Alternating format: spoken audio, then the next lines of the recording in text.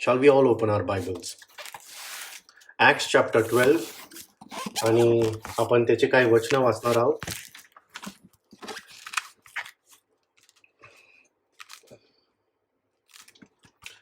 प्रेषितांचं कृत्य आम्ही ॲक्च्युली घरी रोज सकाळी वाचत आहोत आणि ॲक्च्युली आम्ही याबद्दल स्टडी देखील करत होतो सकाळी आमच्या फॅमिली प्रेयरमध्ये. आणि 2 दिवसापूर्वी ॲक्च्युली आम्ही हा टॉपिक जो होता किंवा हा चॅप्टर जो होता आम्ही हा वाचला होता. आणि काय माहीत का, हे वाचतानाच त्या क्षणाला असं जाणवलं की ॲक्च्युली आपण ह्या नेक्स्ट प्रार्थनेच्या सभेमध्ये आपल्या या इंटरसेशनच्या प्रेयर्समध्ये आपण हा टॉपिक इन्क्लूड केलं पाहिजे. आणि हा विचार माझ्या मनात आला आणि त्याच नंतर मला एकदा मम्मी पण म्हणली की why don't you share from this topic. आणि खरोखरच त्यानंतर देखील मी प्रभूकडे हीच प्रार्थना केली की देवा, तुझी इच्छा काय, तू आम्हाला दाखव. And today the lord has spoken and I think he wants us to see from this chapter. तर आपण हा पर्टिक्युलर चॅप्टर उघडण्याच्या अगोदर, मला माहिती आहे की तुम्हा सर्वांना हा अध्याय एका प्रकारे माहीतच आहे, आपण हा कित्येकदा वाचलेला आहे. प्रेषितांचे कृत्य जे आहे ना, actually you must be wondering आपण सारखं ॲक्ट्समधनं का बघतो. तर just to give you a small idea, it is my favourite book. Acts is my favourite book. तर प्रेषितांच्या कृत्य या 12व्या अध्यायामध्ये आपण पाहतो की इथं मंडळीचा छळ सुरू झालेला आहे. आणि त्या वेळेला एक राजा होता. त्या राजा तो राजा जो होता तो हेरोद राजा होता. आणि हेरोद राजा जो होता ना, तो त्यावेळेला यहुद्यांमध्ये त्याचा हुद्दा किंवा त्याचं नाव किंवा त्याची प्रसिद्धी वाढवण्यासाठी तो ख्रिस्ती लोकांचा छळ करू लागला होता. There was a time when he started persecuting the church. फक्त त्याला यहुद्यांमध्ये नाव कमवायचं होतं किंवा प्रसिद्ध व्हायचं होतं. आणि हा जो हेरोद आहे ना, तुम्हाला एवढं सांगू द्या की हा हेरोद जो आहे, हेरोद ॲक्च्युअलमध्ये एक पदवी असते. हेरोद एक कोणाचं नाव नाहीये. Herod actually is a title, जसं FARO was a title. Pharaoh हा एक टायटल होता एका राजाचं, त्याचं नाव नव्हतं.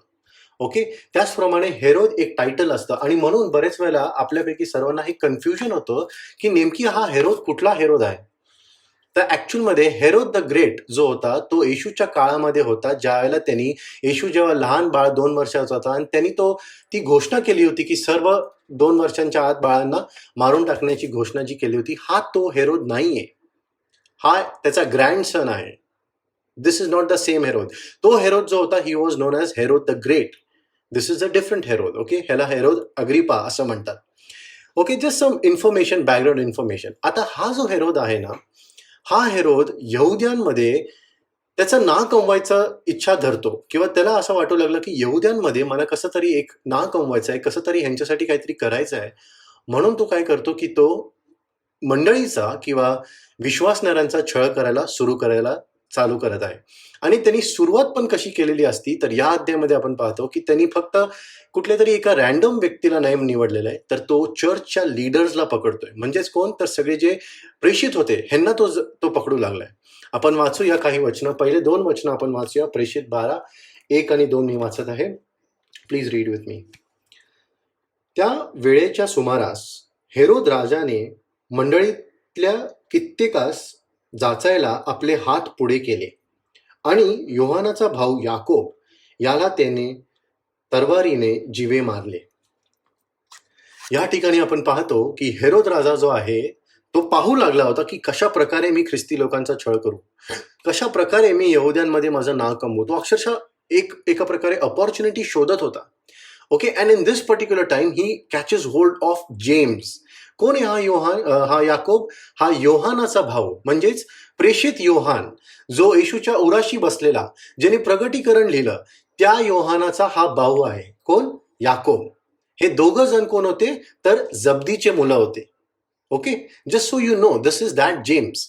आता हा जो होता ना, हा याकोब, ज्याला तरवारीने हेरोदानी मारलेला आहे, तो ॲक्च्युअलमध्ये 12 शिष्यांपैकी एक शिष्य होता. He was one of the original 12 डिसायपल्स.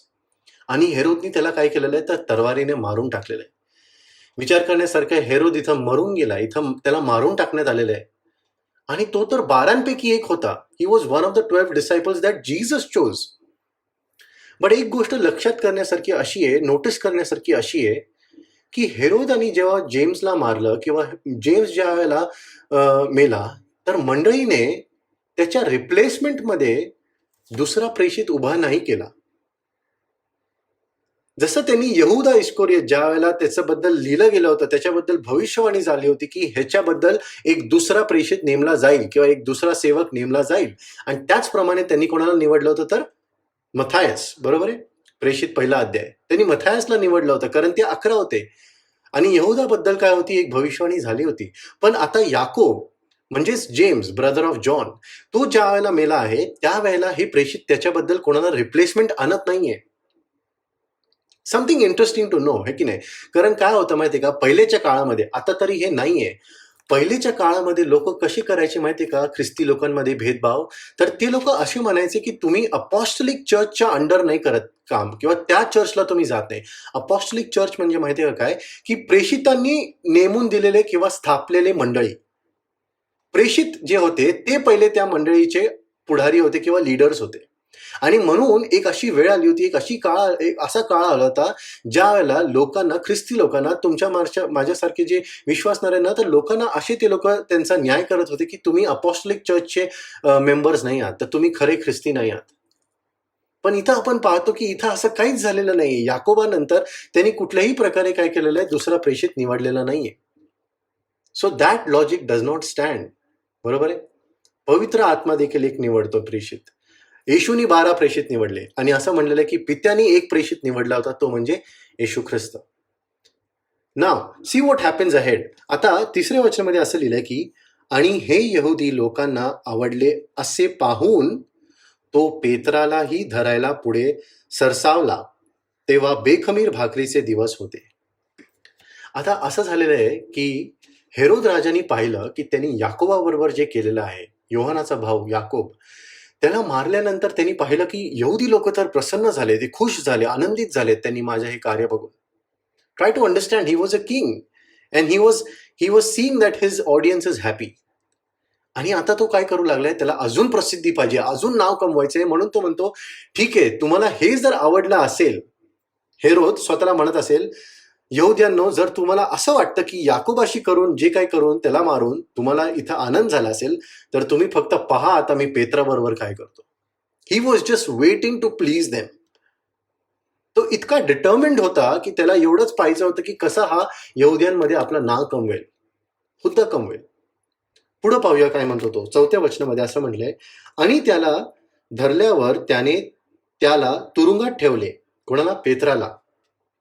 आणि त्याची रखवाली करण्यास त्याला शिपायांच्या 4 चौकड्यांच्या स्वाधीन केले, आणि वलांडण सण झाल्यावर त्याला लोकांपुढे बाहेर काढावे असा त्याचा बेत होता.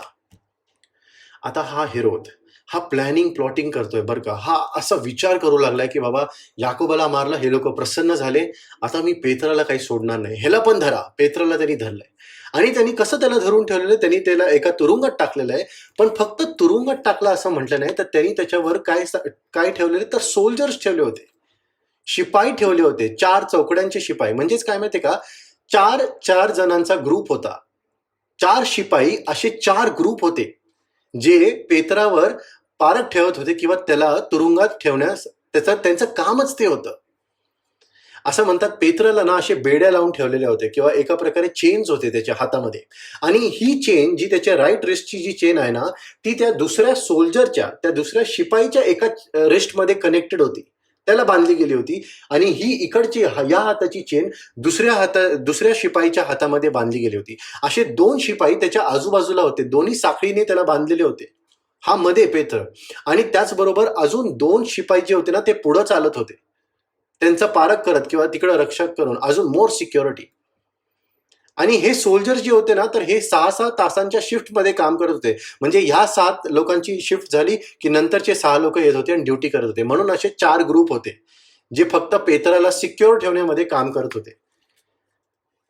विचार करण्यासारखं आहे ना, की तुरुंगात असताना देखील त्याला इकडे एक शिपाई आहे, इकडे एक शिपाई आहे, बेड्या घालून तो मध्ये, आणि त्याचबरोबर तुरुंगाच्या त्या पलीकडे, दरवाजाच्या पलीकडे अजून 2 शिपाई बाहेर पारेखरी करतात किंवा गार्डिंग करतात त्या सेलला. एक खूपच सिक्युअर सिस्टम होतं त्याचं, हेरोद राजाचं. आणि ते लोक कधीपर्यंत त्याला गार्ड करत होते, कधीपर्यंत त्याला ठेवायचं होतं, तर पास ओव्हर म्हणजे वलांडन सण येण्यापर्यंत त्याला ठेवत होते. का? कारण हेरोदानी हे मनात विचार केला होता की वलांडन सण आला की मी ह्याला घेऊन जाणार बाहेर आणि त्या दिवशी मी ह्याला सोडणार नाहीये, तर मी ह्याचा या लोकांसमोर एक्झिक्युशन करेल किंवा या लोकांसमोर ह्याला मी मारून टाकेल. किती प्रसन्न होतील ज्या वेळेला त्यांना हे ते बघतील की ह्यांचा सर्वात मोठा लीडर जो आहे ना, mind you, Peter was the biggest leader किंवा the main leader of the church, first church at that time, त्यावेळेला. आता पाहूया तिथं 5व्या वचनात काय होतं पुढं. याप्रमाणे इकडे पेत्र तुरुंगामध्ये पहाऱ्यात राहिला, परंतु त्याच्याकरिता देवाजवळ मंडळीची प्रार्थना कळकळीने होत होती. असं म्हणलंय की पेत्र तिथं तुरुंगामध्ये राहिला, तो आता त्याला काय ऑप्शन नाही, ही इज कॉट अप. आणि मंडळी काय करत होती? What was the church doing? The church was praying. असं म्हणलंय मंडळी त्याच्यासाठी कळकळीने प्रार्थना करत होती. विचार करण्यासारखं आहे ना. इंग्लिशमध्ये तर असं लिहिलंय, in fact if you see in KJV असं म्हणलंय, दे were praying without ceasing. They were praying to God without ceasing. For whom? कोणासाठी? पेत्रासाठी. विदाउट सीझिंगचा अर्थ म्हणजे माहिती आहे काय? तर ते लोक न थांबता कंटिन्युअस प्रेयर आहे. आणि आपण इथं पाहतो तर असं लिहिलंय, कशा प्रकारे प्रेयर होती ती कंटिन्युअस? तर कळकळीची प्रार्थना होती. इंग्लिशमध्ये अजून एका ठिकाणी लिहिलंय अर्नस्टली. दे were praying with their heart, की देवा कसं पण करून ह्याला सोडो.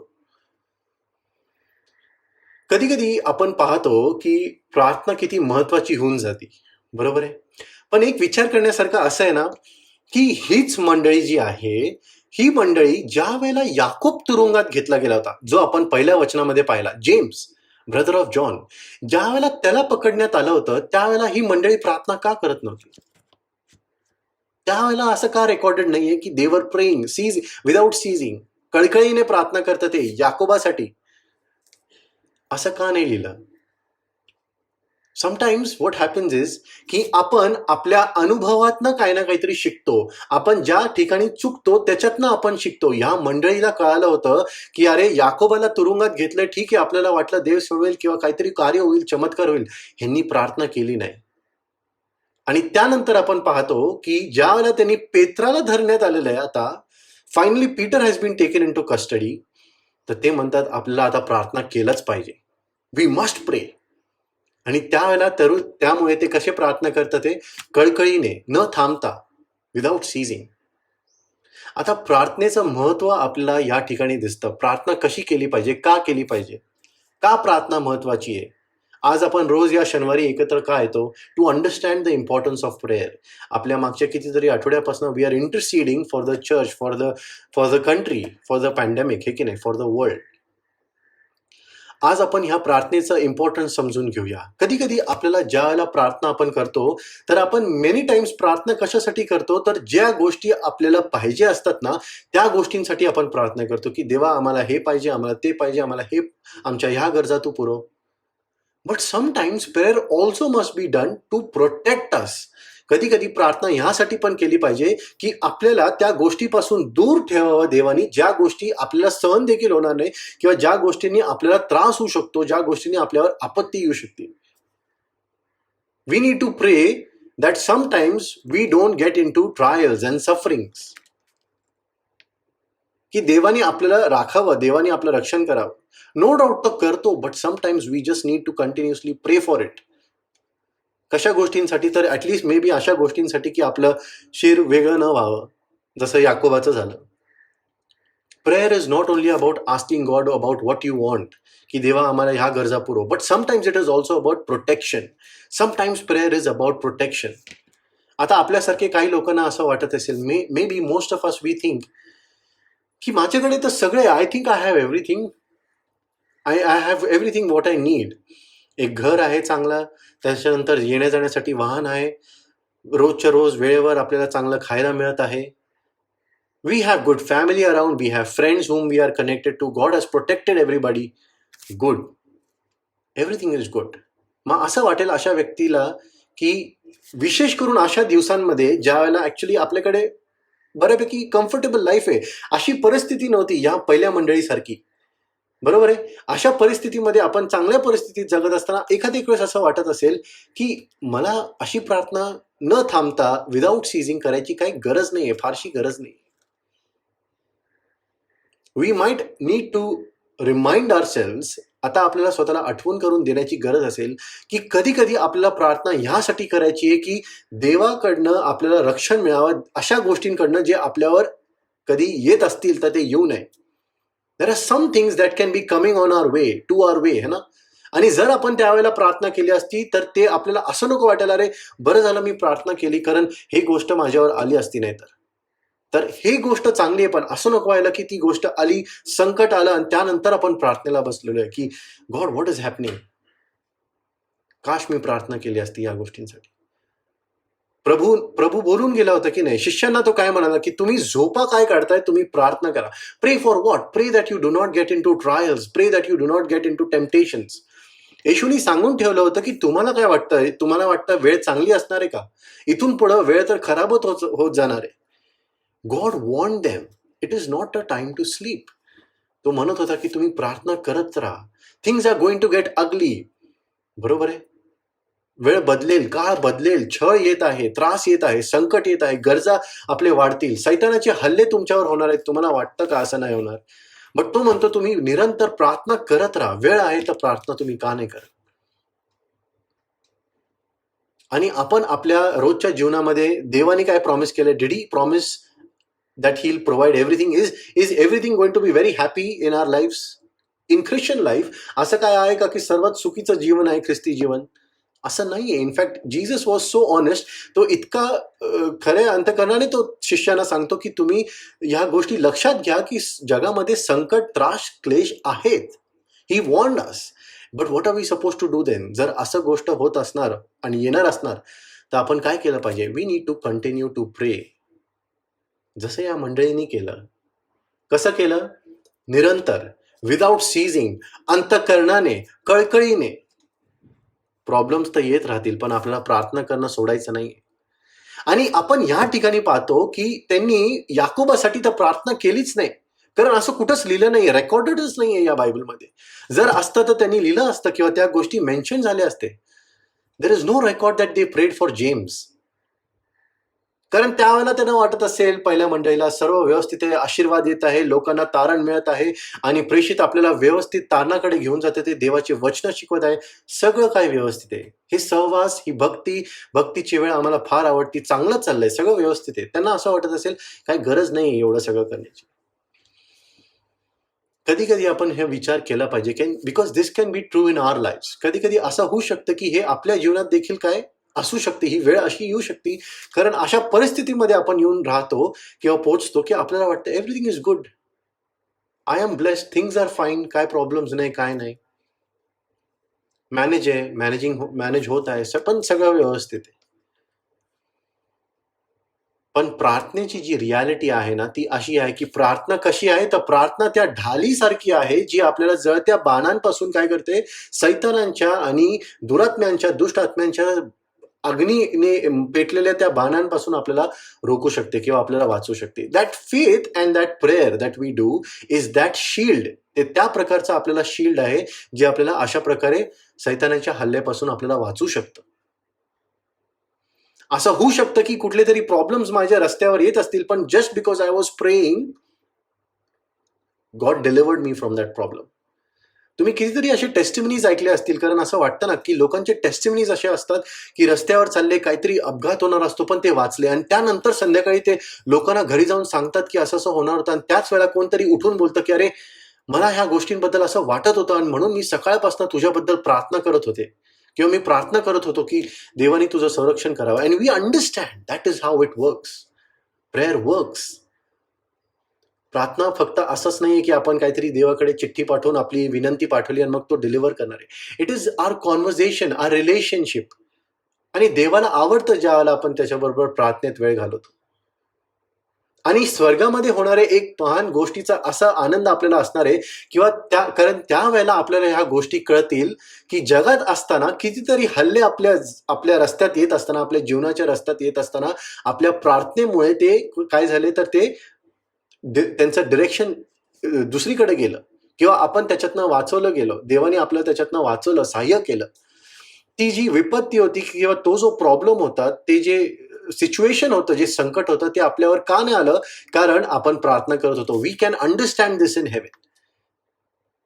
U know why? कारण एक मोठी गोष्ट तर अशी आहे, कारण मेन तर 7 वर्षाच्या ट्रिब्युलेशन पिरियडमध्ये आपल्याला कळणार आहे, कारण आपण प्रार्थना करत होतो या गोष्टींसाठी, की देवानी आपल्याला त्याच्या क्रोधाच्या दिवसांपासून आपल्याला वाचावं. आपण प्रार्थना आज पण करत आहोत, हे की नाही?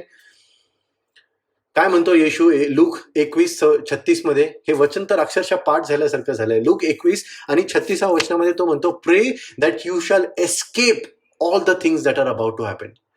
लूक 21 अध्यायामध्ये येशू त्यांना महासंकट काळाबद्दल किंवा या ट्रिब्युलेशन पिरियड बद्दल सांगत असतो. आणि तो त्यांना काय म्हणतो, तुम्ही प्रार्थना करा की तुम्ही ह्या गोष्टीतनं काय ओलांडून जाल, किंवा तुम्ही त्याच्यातनं यू एस्केप. प्रे. व्हॉट डिड ही से? प्रे. The key was to pray. आणि आज देखील आपण काय करत आहोत? आपण त्याच गोष्टी करत आहोत. देवाकडे प्रार्थना करतो की देवा, तुझं येणं लवकरात लवकर होऊ दे, कारण हे जे जग आहे नाशाकडेच चाललेलं आहे. बरोबर आहे? We are praying that God comes soon, that his kingdom is established on earth. हे की नाही? आज आपण प्रार्थना त्यासाठी करत आहोत. आणि म्हणून आपल्याला त्यावेळेला कळणार आहे की खरंच प्रार्थनेचं कार्य किती मोठं आहे. कारण जे प्रॉब्लेम्स आपल्या समोर येत असतात, it is because of prayer that they are diverted. आता इथं काय लक्षात घेण्यासारखं आहे, आपण जे वाचत आहोत त्याच्यामध्ये त्यांनी याकोबासाठी प्रार्थना नाही केली, और ऍटलिस्ट जरी केली असेल तर मे बी 1-2 केली, अशी मंडळी एकत्र येऊन तरी त्यांनी केली नव्हती केली, कारण ते रेकॉर्डच नाहीये. पण आता ते पेत्रासाठी प्रार्थना करू लागलेत. आता त्यांना कळालंय की वी बेटर प्रे. आता आपण प्रार्थना केली पाहिजे, आणि ती पण कळकळीने, ती पण निरंतर. आता विचार करण्यासारखं आहे ना, तुम्ही आणि मी, आपण हा एकमेकांना प्रश्न विचारूया, स्वतःला प्रश्न विचारूया की असा कुठला लास्ट दिवस होता ज्या वेळेला आपण प्रार्थना अशा प्रकारे केली, कळकळीने किंवा न थांबता, without ceasing. You know, one of the problems we have, आपल्यामध्ये एक प्रॉब्लेम असा आहे की आपण ज्या वेळेला प्रार्थना करतो, आपल्याला जर एक टॉपिक दिलं की तू प्रार्थना करशील का या टॉपिकसाठी, या गोष्टींसाठी, तर आपण प्रार्थना करतो. पण आपण काय करतो, त्या प्रार्थनेसाठी ज्या वेळेला आपण देवाकडे विनंती करतो, तर काही शब्दांनंतर, काही सेंटेन्सेस नंतर वी कॅनॉट फॉर्म्युलेट सेंटेन्सेस. आपण तेच रिपीट करू लागतो, आणि मग आपल्याला असं वाटतं की नको, मग हे पण इन्क्लूड करू, ते पण इन्क्लूड करू. आपल्याला असं वाटतं की अरे काय, आता we've done what we wished for, आणि आपण त्यानंतर थांबून जातो. इमॅजिन करूया आपण सर्वजण ह्या रिअल लाईफ सिनारिओ सारखं, जशी ही मंडळी त्या घरामध्ये प्रार्थना करत होती. जर आज तुमच्या घरामध्ये, जिथं तुम्ही उपस्थित आहात, जर ते पूर्ण घर जर आज मंडळीने भरलेलं आहे, imagine we all are in your house, imagine this, आणि आपण सर्वजण एकत्रित प्रार्थना करत आहोत, रिअल लाईफ सिनारिओ, तर ही प्रार्थना किती वेळ चालेल? 7 ते 8, 8 ते 9, नंतर जेवायला तर बसावं लागेल, त्यानंतर झोप आली तर झोपावं लागेल. कधी कधी असं पण होतं की प्रार्थनेतच आपण काय होतो, रेस्टलेस व्हायला लागतो. We start fidgety, we become fidgety, है ना. आपलं लक्ष इकडे तिकडे विचलित व्हायला लागतं, जास्त वेळ बसायला आपल्याला जमत, कधी कधी बोर पण होतं. लेट्स बी ऑनेस्ट, हे की नाही. प्रार्थनेत आपल्याला कधी कधी बोर देखील होतं, की आता रिपीट तेच चाललंय, लेट्स स्टॉप दिस. प्रश्न हा आहे की आपण प्रार्थना करत आहोत का, आणि जर करत आहोत तर आपण अशा प्रकारे करत आहोत का, कळकळीने, निरंतर. Are we praying enough? अशी कुठली लास्ट वेळ होती, कुठलं असं लास्ट सिच्युएशन होतं ज्या वेळेला तुम्हाला कोणीतरी बोलवायला आलं तुमच्या खोलीमध्ये, किंवा कोणीतरी तुमच्या दरवाजाची घंटी वाजवलेली आहे, आणि त्यावेळेला तुम्ही प्रार्थनेत होता? असं कधी झालंय last? Can you remember this? You were praying and you were not disturbed. You know, आजकाल तर अशी वेळ आलेली, अशी परिस्थिती झालेली की अक्षरशः जर आपण प्रार्थनेत देखील असो ना, if you are really praying, डोळे बंद करून देवाकडे तुम्ही स्वतः एकटे प्रार्थना करत असाल, आणि जर आपला फोन देखील वाजला ना, तर आपण 1 मिनिटासाठी डोळे उघडून बघतो कोणाचा फोन आहे, आणि जर तो इम्पॉर्टंट नसेल ना, तर मग आपण कंटिन्यू करतो, वी सायलेंटला स्विच ऑन करून टाकतो, and we continue praying. Let us be honest here. आज आपण हे करू लागलेलो आहोत, हे की नाही? काही लोक तर असे पण आहेत किंवा काही पद्धती तर असे पण पाहायला मिळतात. कधी कधी लोक काय करतात तर चर्चेसमधनं उठून, मंडळी प्रार्थनेमध्ये उठून बाहेर जाऊन we are attending phone calls, आणि कशाही प्रकारचे फोन कॉल्स असतील, एकदम रॅन्डम फोन कॉल्स असतील. कधी कधी तर चर्चमध्ये पण आपण we can pick it up in the prayer, we pick it up and say की अरे मी तुला नंतर फोन करतो. See my point here is not to condemn us. मला बिलकुल पण आपल्याला दोष लावायचा नाही एकमेकांना किंवा आपल्याला हे प्रश्न करायचे नाही ज्याच्याने आपल्याला वाईट वाटेल.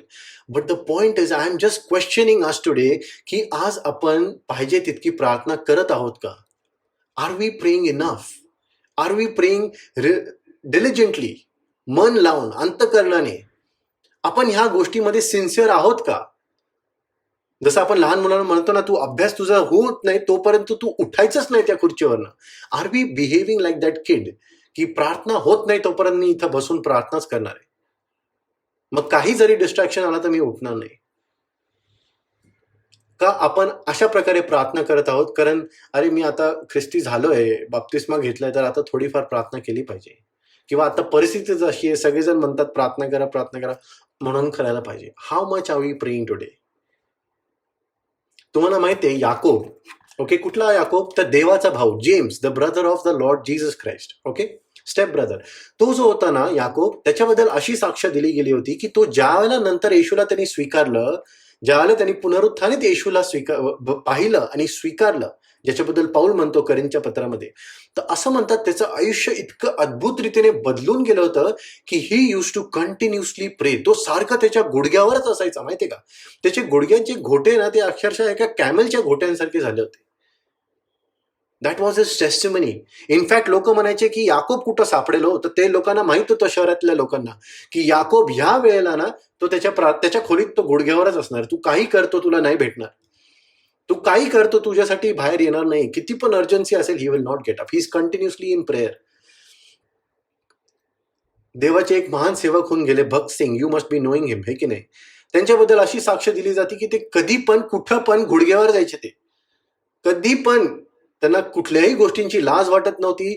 वेळ काळा ते बघत नव्हते, आजूबाजूचे लोक ते बघत नव्हते. त्यांच्या देवाबरोबरचं नातं इतकं डीप होतं, इतकं पर्सनल होतं की ते अक्षरशः जर काही गोष्टींसाठी प्रार्थना करायची असेल तर ते गुडघ्यावर जात होते. असं म्हणतात रेल्वे स्टेशनवर ते गुडघ्यावर जायचे, आणि आपल्यासारखी वेळ पण नव्हती. असं म्हणतात त्यांचा जो पोशाख असा ना, he use to always wear white. Now think about this, today if you are wearing any black jeans also, तरी आपण विचार करू की नाही घाण होईल. आणि ते अशा प्रकारे गुडघ्यावर जायचे. प्रार्थना जी आहे ना किती महत्वाची, अशा लोकांच्या देवाच्या सेवकांकडनं आपल्याला शिकायला मिळते, या मंडळीकडनं शिकायला मिळते. प्रार्थना जी आहे ना ती देवाबरोबर बोलायची एक अपॉर्च्युनिटी आहे. It is to communicate with the one and true living God. तुम्हाला माहिती आहे किती महत्वाची गोष्ट आहे?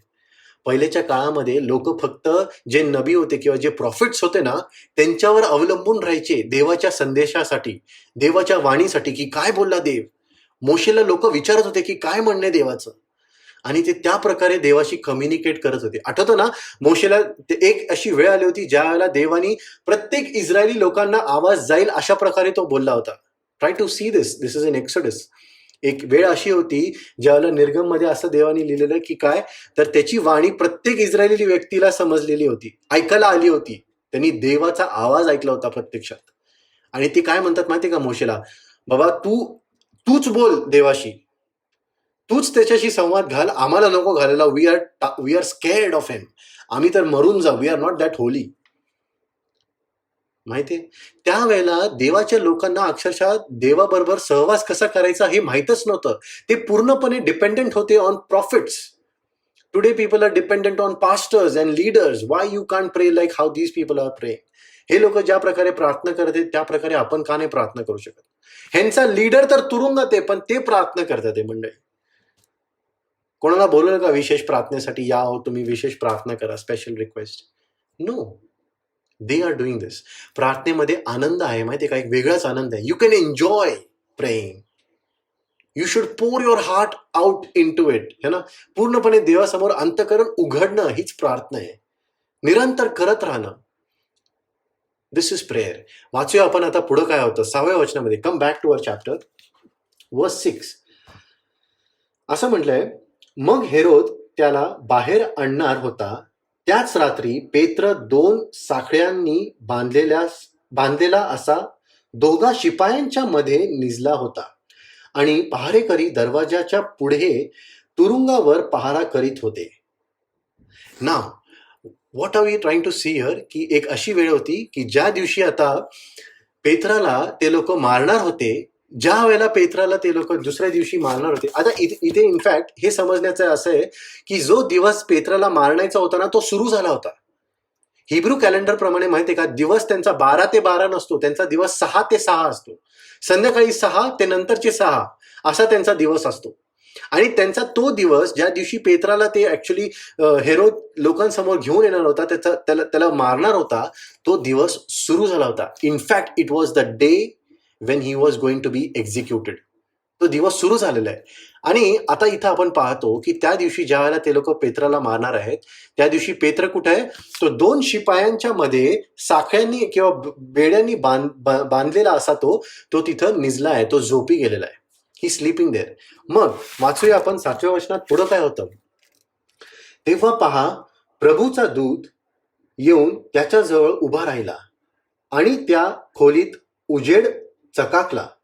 मग त्याने पेत्राच्या कुशीवर थापटून त्याला जागे करून म्हटले, लवकर उठ. तेव्हा त्याच्या हातातल्या बेड्या पडल्या. आता काय झालं, हा झोपलाय बरं का, ही स्लीपिंग. आणि त्याच वेळेला देवाचा दूत जो आहे तो त्या तुरुंगामध्ये येऊन उभा राहिलेला आहे.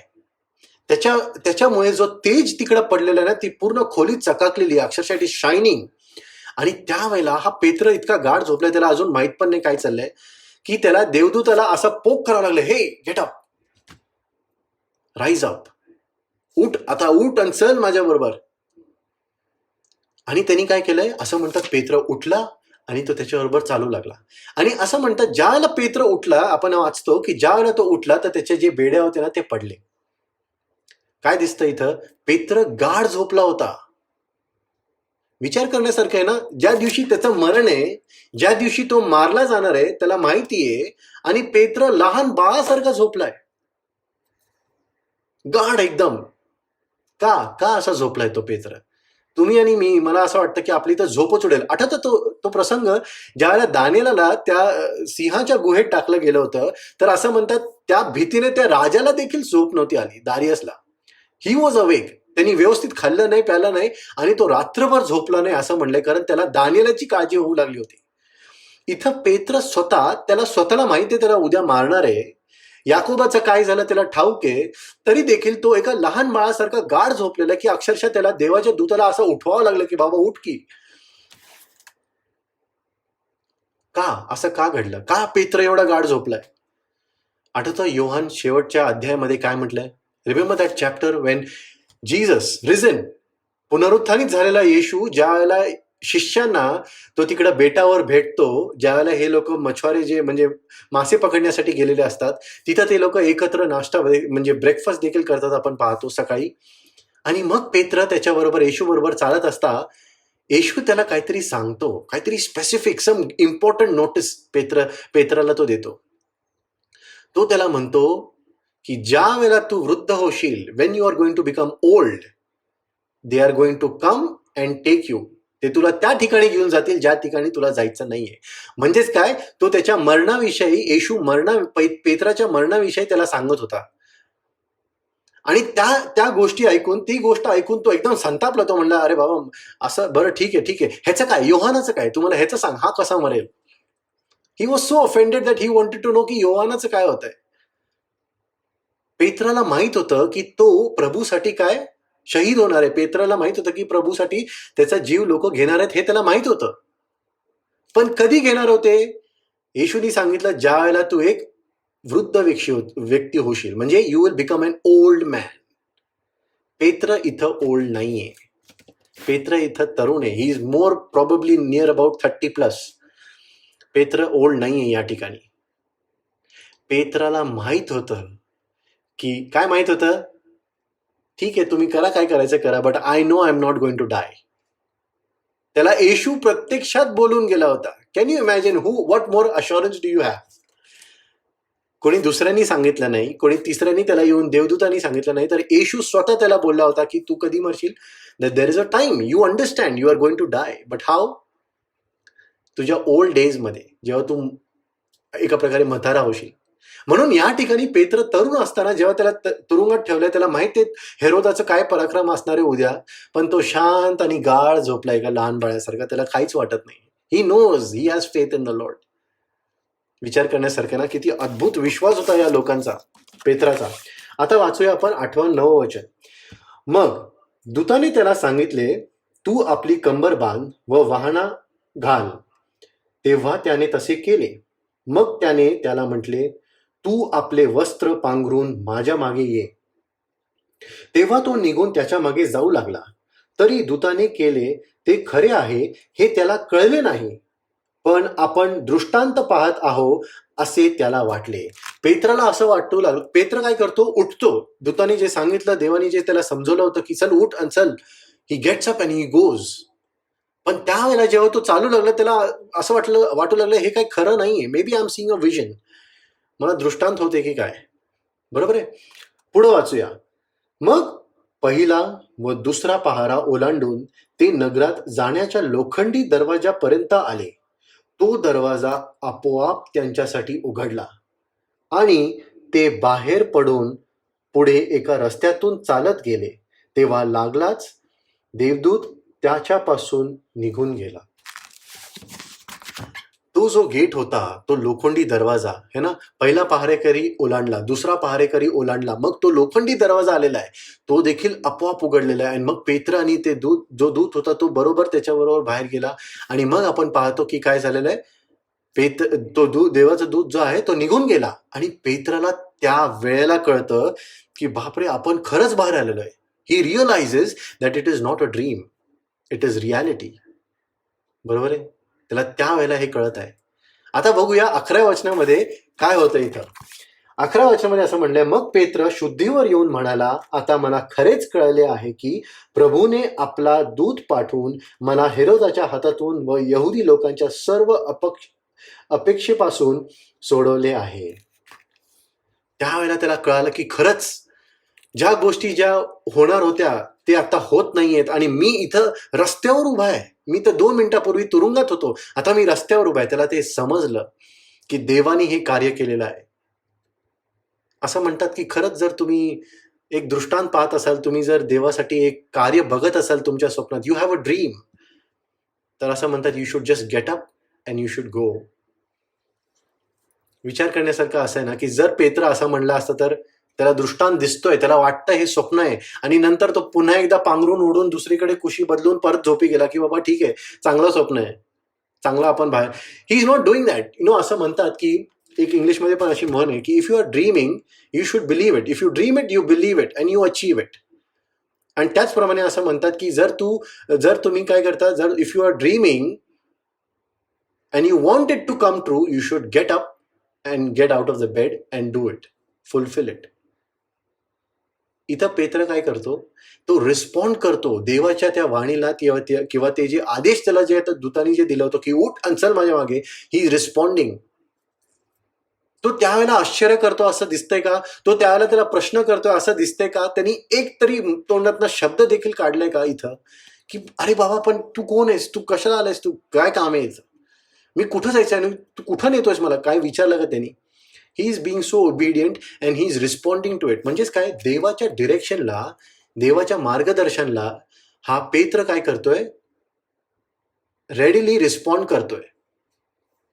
आणि बरेच वेळेला आपल्याला पण आपल्या मिनिस्ट्रीमध्ये देवाच्या सेवेसाठी, देवाच्या कार्यासाठी ज्या ज्या वेळेला आपल्याला अंतःकरणात असं वाटत असेल, देव ज्या वेळेला तुम्हाला दृष्टांत दाखवतोय, स्वप्नातून बोलतोय, वचनातनं बोलतोय, तर त्यावेळेला आपण बरेच वेळेला काय करतो, फार विचार करतो, खरंच देव तूच बोलतोयस का? खरंच ही तुझीच वाणी आहे का? तुला वाटतं का मी हे करावं? कधी कधी आपल्याला वाटतं ना की अरे मी केलं पाहिजे की नाही केलं पाहिजे. ऍट सच टाइम्स देव काय म्हणतो, तू तुझी काय त्या गोष्टी विचार करणं हे सोड, उठ आणि चल. आणि बरेच वेळेला जेव्हा आपण हे करू तर पेत्रासारखं आपल्याला देखील आश्चर्य होईल की अरे खरंच ही गोष्ट घडली, ही कार्य झालेलं आहे. आणि हे कुठल्याही प्रकारचं कार्य असू शकतं. असं नाहीये की it should, ministry work is not just at the pulpit, or it is not just giving out pamphlets. You know what is ministry? Service to the lord. It could be anything. तुम्हाला जर देवानी असं सुचवलं की बाबा तू ह्याच्याशी फोनवर बोल, तू ह्याला जाऊन भेट, हा त्रासलेला आहे, हा दुखीत आहे, हा पीडित आहे, किंवा ह्या मंडळीच्या ह्या व्यक्तीशी जाऊन तू सहवास कर, संगती कर, त्यांना आज गरज आहे वचनांची, त्यांच्याशी जाऊन थोडासा भेटीगाठी कर. If God is leading you something in your heart, then you need to do what Peter did. Get up and go. आणि ही कुठल्याही प्रकारची सेवा असू शकते. तुमच्या घरातल्या घरात देखील सेवा असू शकते. We need to do this. We need to respond to the lord. कारण देव कसा देव आहे माहितीये का? तो आपल्यासाठी दरवाजा उघडणारा देव आहे. अक्षरशः he opens the cell doors. ज्या बंदिवानात आपण असू, ज्या प्रकारच्या तुरुंगात आपण असू, देव आपल्यासाठी काय करतोय? ते तुरुंगांचे दरवाजे आपल्यासाठी उघडतोय. पहिला दरवाजा, दुसरा दरवाजा, मग शेवटी लोखंडाचा दरवाजा देखील आपोआप उघडलेला आहे. देव तुमच्यासाठी आणि माझ्यासाठी हे दरवाजे उघडेल जर आपण त्याची वाणी ऐकून उठलो आणि त्याच्या मागे चालू लागलो तर. प्रगटीकरणामध्ये येशू काय म्हणतो? What he opens no man can shut. येशू बद्दल काय साक्ष दिले गेलेले? जे दरवाजे तो उघडतो ते कोणीच बंद करू शकत नाही. आणि येशू म्हणतो मी तुमच्यासाठी दरवाजा उघडलेला, मी दार उघडतो. See the point is that we need to respond, है ना, जसं पेत्राने रिस्पॉन्ड केला. आता पुढे वाचूया. आता काय होतंय इथं 12 वचन.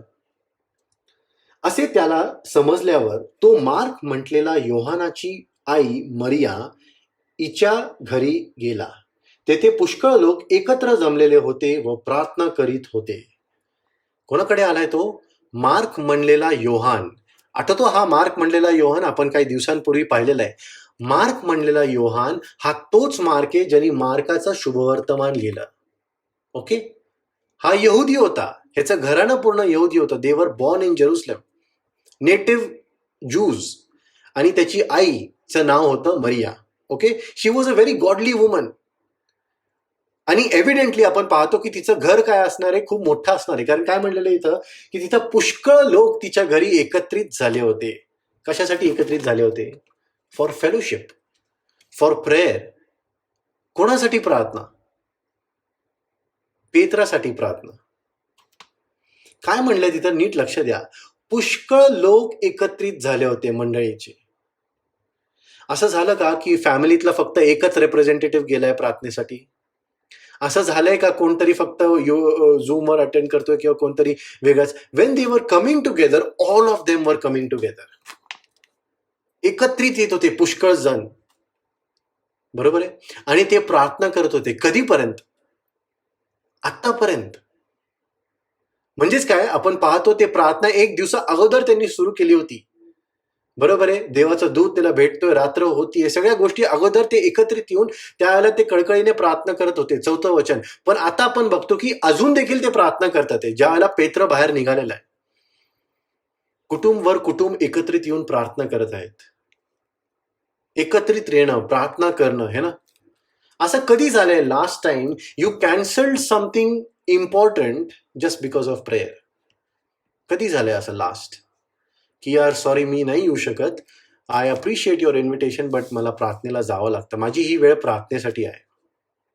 किंवा कधी असं झालं की तुमचं कुठलं तरी महत्वाचं काम असेल, आपल्या जीवनात जे महत्वाच्या गोष्टी असतील, तर आपण त्या गोष्टींना त्यागलंय, sacrificing that just so that we could sit in prayer with the lord. देवाच्या लोकांबरोबर आपण देखील प्रार्थनेत सहवास घ्यावा किंवा आपण करावं. हे आपण कधी केलं होतं लास्ट? आणि ते कधी प्रार्थना करत होते? जर अक्षरशः एक पूर्ण दिवस झालेला आहे ते प्रार्थना करतात, पूर्ण रात्र गेलेली आहे प्रार्थना करतात, देवाचं कार्य होते आणि अक्षरशः सकाळ होऊपर्यंत ते लोक प्रार्थना करतात. So much to take inspiration from, हे की नाही? आपण पण प्रार्थना अशी करत आहोत का? मंडळी अशी एकत्र येत आहेत का? अशी साक्ष आपल्या मंडळीबद्दल किंवा कुठल्याही मंडळीबद्दल दिली जात आहे का? की that people are coming to pray आणि ते लोक निरंतर कळकळीने प्रार्थना करत आहात. हे आपल्याला कधी लास्ट ऐकायला मिळालं होतं? दिस इज समथिंग इम्पॉर्टंट. पुढे वाचूया काय होतं. तेव्हा पेत्र दरवाजाच्या दिंडीवर ठोकीत असता रुदा नावाची मुलगी कानवसा घ्यायला पुढे आली. ती काय करती? रुदा नावाची एक दास होती, मरियेची एक दास होती, आणि ती काय करते? तिथं ऐकायला येते की काय चाललंय. आणि तिने ऐकलं की दरवाजा वाजलेला आहे. ती दरवाजाकडे गेली आणि ती पाहते की कोण आलेलं आहे हे पाहूया आपण. ती पाहते आणि पुढे पाहूया आपण काय होतं. आणि तिने पेत्राची वाणी ओळखली तेव्हा हर्षामुळे दरवाजा न उघडता तिने आत धावत जाऊन सांगितले की पेत्र दरवाजा पुढे उभा राहिला आहे. तिने पेत्राचा आवाज ओळखला. आता विचार करण्यासारखं आहे ना, एक दास, a servant is recognising the voice of a church leader. पेत्राचा आवाज तिने ओळखला म्हणजे ती तर एक दासी आहे, ती तर घरकाम करत असेल. ती किती मन लावून ऐकत असेल पेत्राला, ज्यावेळेला पेत्र तिथं देवाच्या आत्म्याने भरून देवाचे वचन सांगत असेल. किती त्यांच्यामध्ये ऐक्यता होती, किती ते एका परिवारासारखे जगत होते की एक दास जी आहे ना ती देखील पेत्राला ओळखती. ही कोणाची दास होती? मरियेची, जिच्या घरामध्ये ती आता राहते किंवा काम करत आहे. आणि ती काय करते, ज्या वेळेला ती त्या दरवाजाकडे जाती, ओळखती की पेत्र आहे, शी अंडरस्टँड इट इज पीटर, तर ती काय करते माहितीये का, तर ती दरवाजा न उघडता परत पळत आत जाती आणि त्यानंतर ती लोकांना चर्चला आतमध्ये जाऊन सांगती की अरे पेत्र बाहेर उभा राहिलेला आहे, पेत्र आलाय. आणि मंडळी त्याला काय म्हणती, मंडळी आतमध्ये प्रार्थना करत आहे, बरोबर आहे की नाही. मंडळी आतमध्ये कळकळीने प्रार्थना करते की प्रभू पेत्राला हेरोदाच्या या तुरुंगातनं सोडव, त्याला त्याच्या हातातून तू सोडव, तूच समर्थ आहेस, तूच कार्य करण्यास योग्य आहेस, तू पेत्राला सहाय्य कर. पण रुदा जी आहे, ही जी दासी आहे, ती म्हणते अरे तो बाहेर आहे. आणि मंडळी म्हणत असेल हा ठीक आहे न, तुला काहीतरी भास होत असेल किंवा तू वेडी झालेली आहे, तुला काय कळत नाही, यू आर गोइंग क्रेझी. पण ती म्हणते अरे नाही, तो खरंच तो आलेला आहे बाहेर. आणि मंडळी म्हणत असेल की अरे बाबा एखाद्या एक वेळेस त्याचा दूत असेल, हे की नाही. वाचूया आपण इथे काय म्हणलेलं आहे. तेव्हा त्यांनी तिला म्हटले, 15 वचन, तू चळलीस, परंतु ती खात्रीने सांगत राहिली की तसेच आहे. तेव्हा ते म्हणाले तो त्याचा दूत असेल किंवा तो त्याचा दूत आहे. म्हणजे काय, रुदा त्यांना समजवती अरे बाबा तो खरंच पेत्र आहे, तो खरंच आलेला आहे, तो दरवाजा वाजवतोय. पण ते म्हणतील अरे तुला काय कळत नाही, यू आर गोइंग क्रेझी. ती म्हणती नाही, मी ऐकलं स्वतः, मी ओळखलं त्याचा आवाज, I understand it is Peter. And she saying, church तिला काय म्हणते, तिचा दूत असेल, त्याचा दूत असेल पेत्राचा. ह्या गोष्टीवर अजून एक गोष्ट काय कळते माहितीये का, दॅट ईच पर्सन, प्रत्येक व्यक्तीला देवाचा एक गार्डियन दूत असतो. Do you know this, that all of us have a guardian angel. येशूने याबद्दल शिकवलं देखील होतं, बरोबर आहे. पाऊल या गोष्टींबद्दल बोलतो. पेत्र स्वतः पुढे जाऊन आपण पाहतो, actually in first Peter chapter 1 वर्स 12 ऑनवर्ड्स, तुम्ही तिथं पहा की पेत्र स्वतः या गोष्टींबद्दल बोलतो. माहितीये का, पेत्र म्हणतो की देवदूत जे आहेत ते देखील या गोष्टी पाहतात आणि ते पाहून आश्चर्य होतं त्यांना. कोणावर आश्चर्य होतं? ते ज्या गोष्टी आपण करतो ना देवासाठी, ते पाहून देवदूत पण जे आहेत ना, they are also surprised, they are astonished. कारण ते म्हणतात, ते पण विचार करत असतील की पवित्र देव, इतका नीतिमान न्यायी देव या लोकांवर कशी काय कृपा करतो, how is his grace working. हे पापी लोक, त्याला नाकारणारे लोक, दिवस रात्र त्याच्या पापात पडणारे लोक, पण हे कसं काय देव ह्यांच्यावर अजून देखील कृपा करतो. तुम्हाला माहितीये, ज्या वेळेला आपण देवाच्या सेवेत असतो, देवाच्या विश्वासात असतो आणि आपण देवाकडे प्रार्थना करतो, the angels are astonished, they marvelled. कधी या गोष्टींवर आपण नंतर अभ्यास करूया, but it is something that we need to understand की प्रत्येक व्यक्तीसाठी एक गार्डियन एंजल असतो, माहितीये का. आणि इनफॅक्ट पहिल्या मंडळीला काय झालं होतं माहितीये का, पहिल्या मंडळीला या अनुभवातनं ते शिकून त्या गोष्टींना युज टू झाले होते की अरे बाबा तो दूत असेल, तो देवदूत असेल.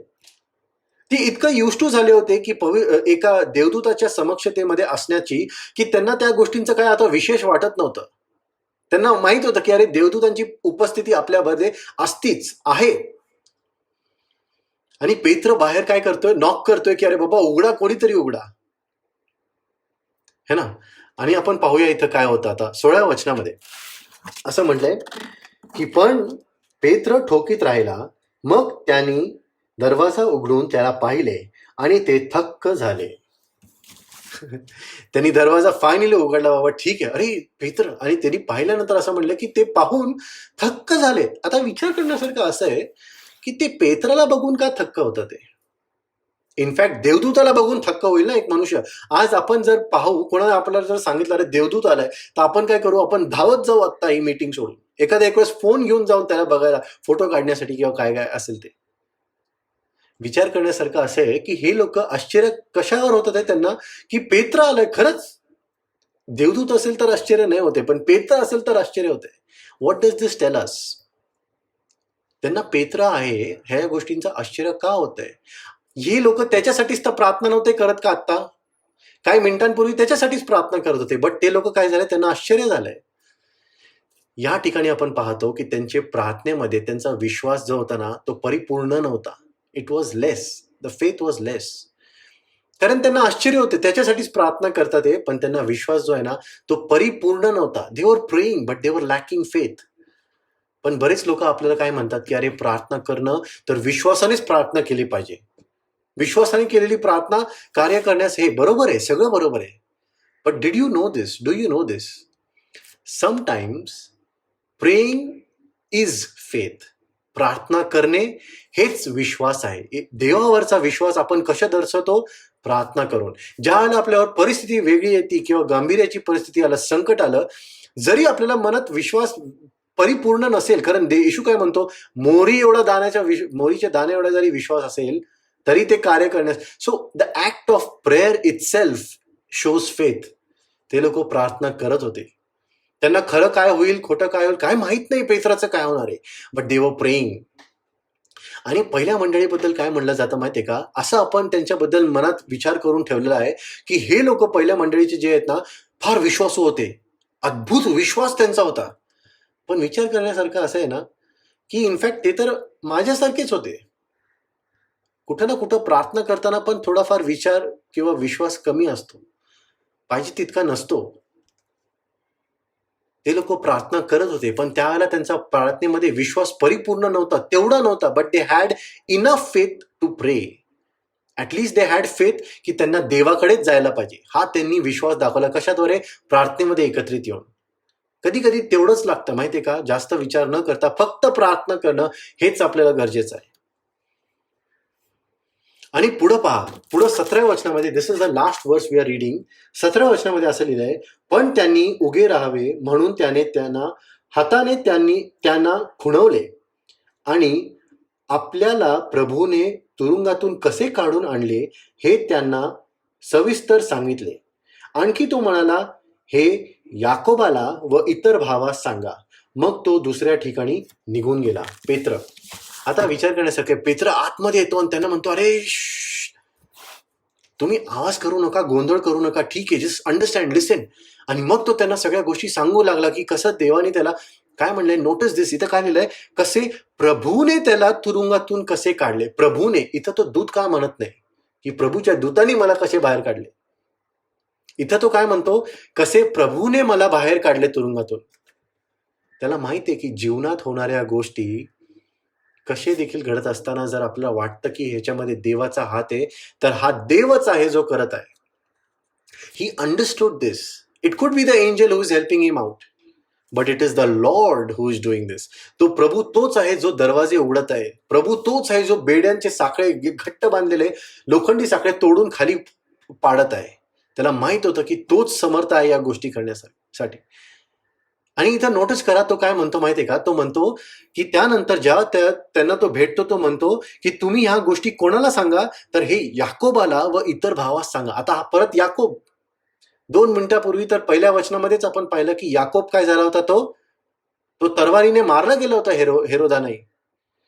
हेरोदाद्वारे. मग हा कोण आहे? हा याकोब कोण आहे? This James is the brother of the Lord, म्हणजे येशूचा भाऊ. ओके, हा याकोब येशूचा भाऊ आहे. आणि हा ऍक्च्युअल मध्ये पुढे जाऊन येरुशलेमेचा लीडर बनतो. ही becomes a very big leader, James. आणि आता पेत्र म्हणतो तुम्ही त्याला सांगा. आता इथं नोटीस करण्यासारखं असं आहे ना, तो ज्या वेळेला त्यांना सांगतो, त्यांना सांगा, याकोबाला सांगा, इतर भावास सांगा, तो असं का नाही म्हणत की तुम्ही माझ्या पत्नीला कळवा, तुम्ही माझ्या घराला कळवा. माहिती आहे ना, पेत्राची पत्नी होती, पेत्राचं घर होतं, पेत्राची सासू होती, जिच्याबद्दल आपण वाचतो मार्कमध्ये. म्हणजेच काय, पेत्राचं कुटुंब होतं. But what is he saying? Tell my brothers first. Tell James first, the leader. Tell my church first. माहिती आहे का, आपण विश्वासणाऱ्यांसाठी ॲक्च्युअलमध्ये देवानी जी लावून दिलेली आहे ना व्यवस्था कुटुंबाची, ती बदललेली आहे. आज मंडळी जी आहे ना, church becomes the first family. The family of Christ is your first family, where you share everything. जिथं तुम्ही पहिल्यांदा जाता, पेत्राचं पण पहा, तो रस्त्यावर आल्यानंतर पहिले कुठं गेला, तर जिथं विश्वासणाऱ्यांची प्रार्थना भरत होती तिथं तो गेला, स्वतःच्या घरी नाही गेला. Just imagine, you are out of jail for a minute, देवाने तुम्हाला सहाय्य केलं आणि तुम्ही कुठं जाल पहिले? You will straight away come home, हे की नाही? पण तो कुठं जातोय? जिथं प्रार्थना होते. आणि मंडळीचं कार्य बघा, मंडळी निरंतर कळकळीने प्रार्थना करत आहे. I find this very inspiring. आणि आज आपण ह्याच गोष्टी शिकत आहोत की या परिस्थितीमध्ये देखील मंडळी या नात्याने आपल्यावर जी जबाबदारी आहे प्रार्थनेची, ती आपण कशा प्रकारे पार पाडली पाहिजे. भावांसाठी, देवाच्या सेवकांसाठी मध्यस्थी करणं, या परिस्थितीसाठी मध्यस्थी करणं, या जगाच्या व्यवस्थेसाठी, या अधिकाऱ्यांसाठी प्रार्थना करत राहणं. You have so many prayer points to pray, हे की नाही? आपण हीच आशा करू की देवाने आपल्याला त्याच्या प्रार्थनेत चालवावं, प्रार्थनेचं अंतःकरण द्यावं आणि आपल्याद्वारे त्याची सेवा करून घ्यावं, हे की नाही? May God give us his wisdom.